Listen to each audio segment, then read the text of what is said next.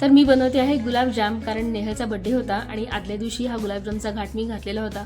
नेहल कॉलेजला गेली होती, त्यामुळे ती यायच्यात मला हे सगळे गुलाबजाम करून घ्यायचे होते, कारण नेहलला गुलाबजाम प्रचंड आवडतात आणि हे गुलाबजाम बघून तिला नक्कीच सरप्राईज मिळणार आणि ती खूप खुश होणार हे मला माहीत होतं आणि म्हणूनच तिच्यासाठी म्हणून खास हे गुलाबजामचं जे प्लॅनिंग आहे तर ते मी केलेलं होतं.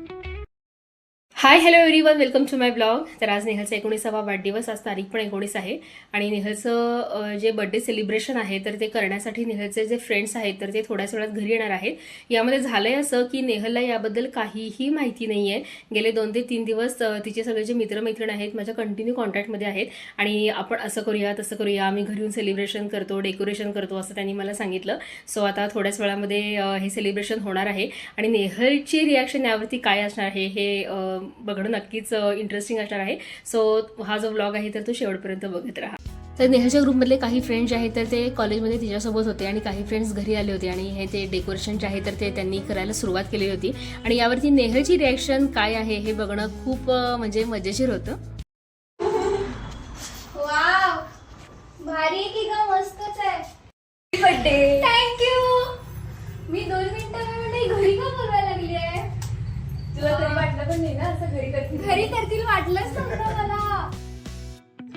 तर बघितली ना नेहलची रिॲक्शन कशी होती, खूप आनंद तिला झालेला होता आणि हे सगळं डेकोरेशन ही सगळी तयारी बघून सुद्धा तिला मस्त वाटत होतं.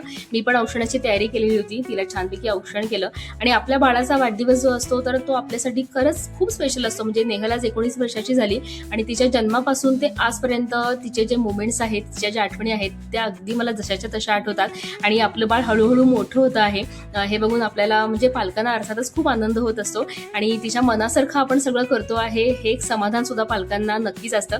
आणि मगाशी हे उडवायचं राहिलं होतं त्यामुळे हा व्हिडिओ आम्ही परत शूट केलेला होता.